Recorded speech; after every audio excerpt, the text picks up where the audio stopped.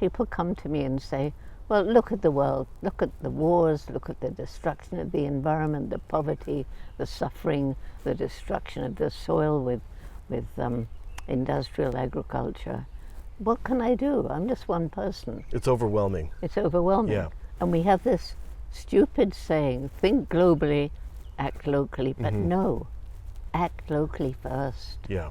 And do something. What do you care about in your community? Maybe you don't like the litter, or I do something, organize beach cleanups, get a group together to plant trees where there's a little area of nothing growing. Just do something.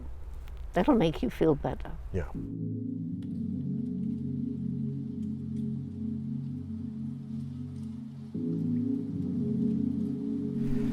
So you'll see, Jane, that Isn't it we've... amazing? These red flowers dropped from nowhere. They've dropped right here into right our here environment.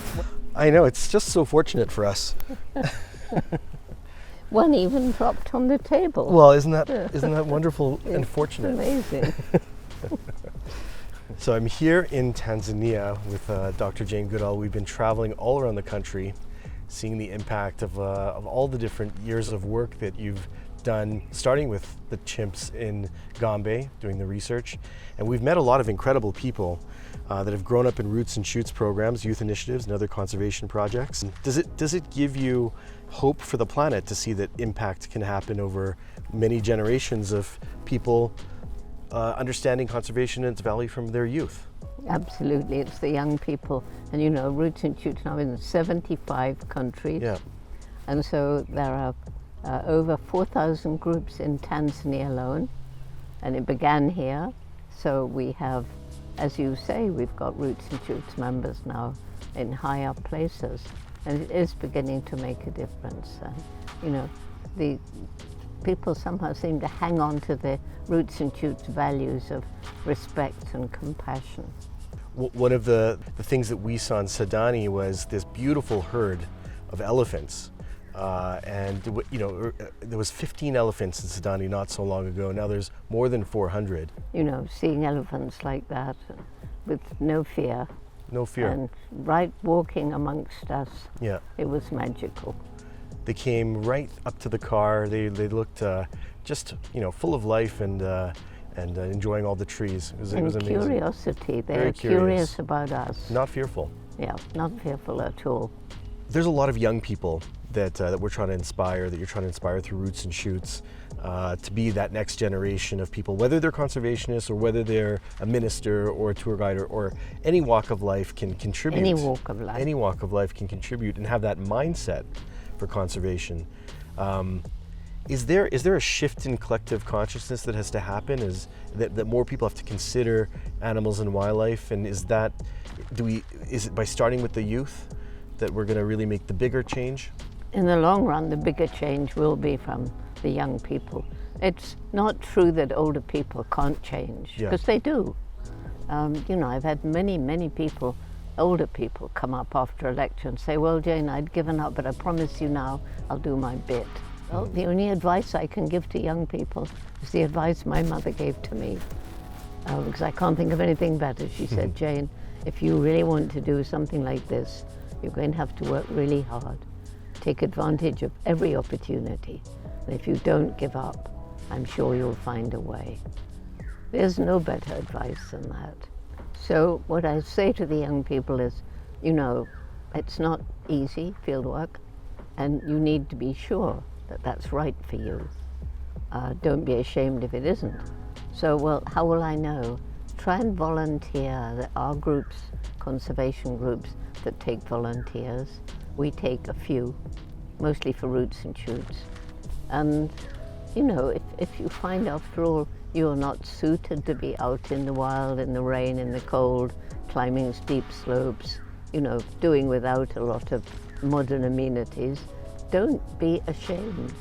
There's something else you can do that will equally help conservation, and you can do it in a different way. So all the work that you've done began in Gombe. So tell me a little bit about Gombe. We're about to head there. I've not been there before. Tell me a little bit about the work and what I will expect to see there. Well, what you can expect to see is a group of very dedicated students, very few students from overseas, but a little group working there. But then mainly it's the local Tanzanian field staff and some scientists.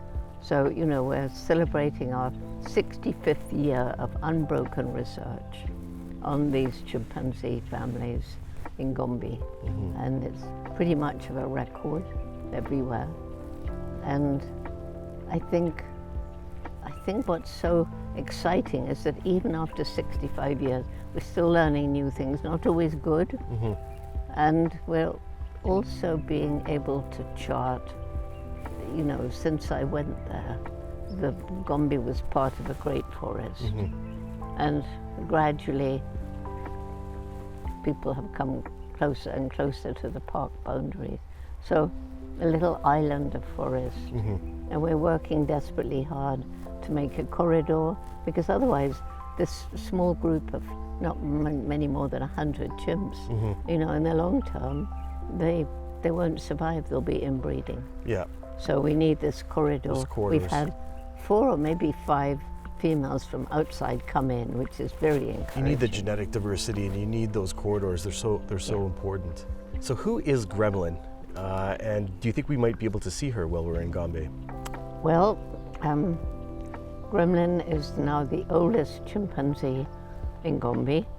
She's the only one I remember from the old days, because, you know, I don't get to see them anymore.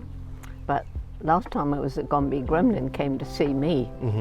So she's now 56, going on 57. She might be just 57 now. I knew her when she was a kid, little mischievous little girl. Yeah. She's the matriarch. She's now the dominant female. She took over from Fifi, who I also knew as a kid. Oh, look, hello. Oh, hello. Why are you crouching like that? You're not naughty. Come, you're a good girl. Yes, you're good. Yes, you're good. Yes.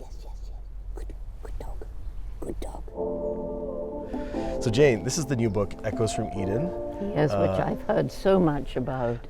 It's 2 years of journeying into conservation zones and meeting with frontline conservationists, and it's a lot of the adventures, also me getting used to being in the middle of the jungle. At first, I'm very afraid of everything that moved, and over time, I became very excited to go on expeditions. You know, funny, I open it up. The first word I see in this book is fucking. This is a mock-up. This is not the real book. Isn't that funny, though? Thomas fucking Caldwell. I just think that's really funny. So these are drawings. Yeah, but this is a mock-up. This is not the real book yet. Only the cover is the real. But this will be in there. No, that's not the book. Oh, shame. I love it. You like that? Yes. We'll give you this version, which is actually not the book, but it's... All of the proceeds from this book are going to be going to the Jane Goodall Legacy Foundation. Tell me what that is for people that don't know about it, and what kinds of projects will it fund? Okay, well, you know, I'm 91, so I don't know how many more years I have. Maybe, you know, you can't tell.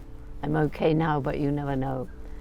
And actually, when you're 20, you can die in a plane crash, so it doesn't really matter. But anyway, when I do die, I don't want everything I've worked so hard for to stop.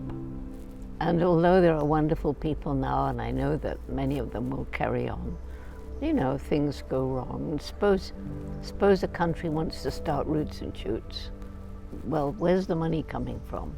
So this Legacy Foundation is to build up an endowment so we can use the interest from the endowment to help a JGI that's struggling. Thanks to the current US administration, we lost $5.5 million a year for the next 4 years for our big program to alleviate poverty and reforestation in the Gombe area. So the Legacy Foundation, when it builds up to I don't know, 30 million or whatever, would be able to jump in and help that JGI get going again, or help start a new roots and shoots group until it gets going and finds its own money to carry on. So the Legacy Foundation will only support JGI projects around the world. It's so important for all of us to be supporting the foundation because as we've toured around Tanzania, we've just seen how much of a big difference all of the different conservation projects make. But there's also so many community projects. There's Takari, which is uplifting communities, actually saves wildlife, and it lifts people out of poverty. And you can do more for the environment. Talk to me about Takari and that community involvement and how that makes a difference for the environment. Well, it was when I discovered in 1986 that chimp numbers were decreasing across Africa and forests were being destroyed. And that's when I left Gombe permanently, because I thought, well, I've got to try and do something. Didn't know what to do. By then there were 6 other field study sites, so I visited them, learned a lot about the problems facing the chimps, like the bushmeat trade, shooting mothers to take babies to sell for pets or entertainment, snares in which chimps lose a hand or foot, and of course habitat destruction. But at the same time, I learned about the plight of so many people living in and around chimp habitat, that's forest habitat. And there was terrible poverty, lack of health education, degradation of the land. And when I flew over the tiny Gombe National Park, the second smallest in Africa, it came to a head. When I began in 1960, Gombe was part of the equatorial forest belt stretching to the west coast. By the mid-1980s, when I flew over, I saw, to my horror, just a little island of forest that was Gombe. Fragmented. Yeah. And all around were bare hills. And that's when it hit me. These people are cutting down the trees to make money from charcoal timber or more land to grow more food because their population is growing. If we can't help them find ways of making a living without destroying the environment, we can't save chimps, forests, or anything else, including people, actually, in the long run. Yeah, it's incredible the influence that Takari model's had. I think as I've had conversations with your grandchildren, I've realized that some of the work that we're doing in DR Congo with Strong Roots Congo in recent years is influenced by the Takari model. Yeah. And it took inspiration are the forest land titles that are being created that protect the villages from mining, but create a corridor for gorilla and forest elephants and all sorts of apes between 2 of the national parks. So the work of JGI is very visionary and has been influential and is giving models for other countries and other communities to find ways to protect their livelihood, their traditions, their communities, but also by product is protecting the nature and the wildlife around it. The last chapter is our adventure in the Amazon when we visited Juma Shapaya, the indigenous chief, obviously the protagonist of the movie Anuni, which is coming out. And of course we saved the best for last, the chapter on our adventures of traveling into Shapaya territory and all of the things that we got to see about the illegal gold mining. But I haven't got over the illegal gold Yeah. mining. I mean, I can't get those horrible yellow polluted rivers out of my mind. Shocking, right? Everything in the river killed, the people losing their hair and their teeth from mercury poisoning. Yeah. And all those huge, the barges or whatever they are, Yeah. that are just digging up the riverbed and destroying everything. All that mercury going in, poisoning people on the riverbanks and animals. And you really fear for Juma's children and all the children and people that they're being poisoned. Yeah, and animals drink, because they've got to drink. Yeah. Fortunately, there's little tributaries, and hopefully they realize that mercury isn't very good to drink. Yeah, I think that the stories of these conservationists on the front line, and that's been your life, is it's a big source of hope for me. It's a lot of like the things that we see on the ground that make a difference over time. Like nature is so amazing because it's so resilient. You know, you think something is beyond hope or beyond saving, and it's just not true. Nature can come back, it can resurge, and you see that a lot in the Tanzanian projects. Yeah, nature comes back to places we've totally destroyed. I wrote a whole book basically about that kind of thing. And there's one quarry in Kenya. You probably haven't read that story, but you will be amazed at incredible man. Yeah. It was right down to, you could, you know, it was down, the salt water was just below a thin layer of rock, I suppose. Everything had gone. Right. And the way he slowly put it together. Right. Like Sudbury after the copper mining. Yeah. And they rebuilt that environment. And can you even tell it was a mine today? No. It's and no. Yeah, one of the stories in the book is about how logging in the Pitt River Valley had just cut off a whole watershed from water, and animals were still using that valley. We had elk and bear, and what we did with the indigenous people, the Katzie First Nations, is reflowed the glacial waters back. And now over the next 5 years, you're going to see the whole thing blossom again, and already it looks, after a few months, it looks way better, and the indigenous people can use it again. And of course, animals have so few valleys in North America left to use, and it's such an important lifeline. And also, you know, the other thing I wrote about is animals basically going extinct, or even extinct in the wild, and just because somebody says, no, I won't let this happen, and through captive breeding or protection in the wild, like the elephants, like the elephants in Tanzania, where they're coming back into a proper big herd again.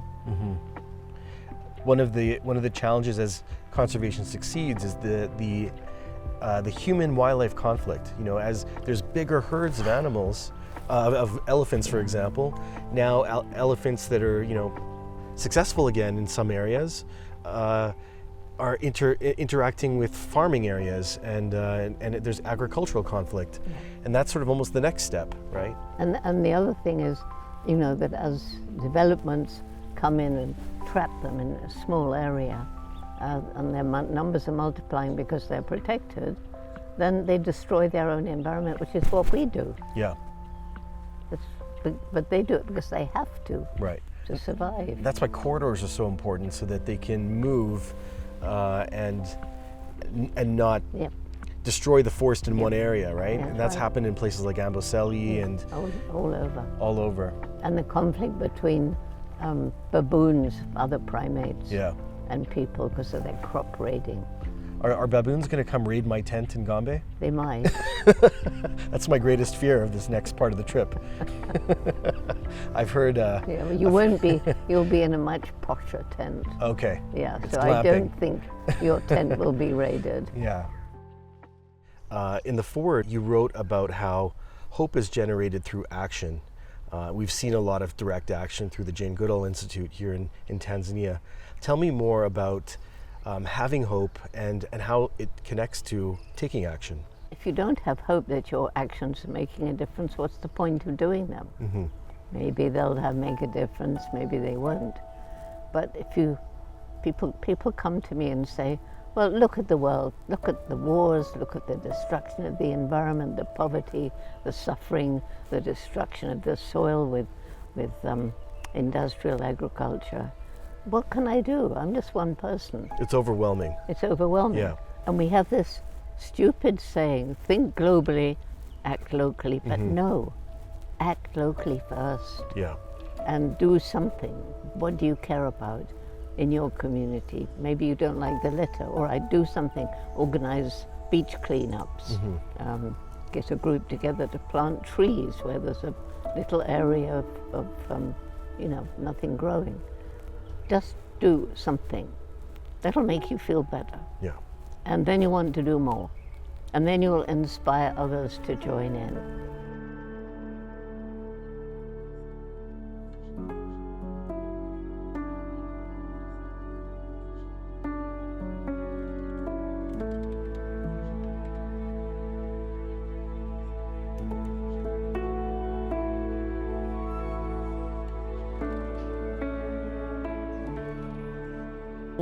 You're so furry. This is the curlier one, You're yeah. so curly and furry.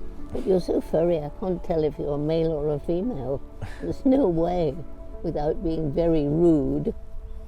I'm not going to be rude and examine your parts. Peeing. Oh dear, that's so funny. What else are they going to do in frame?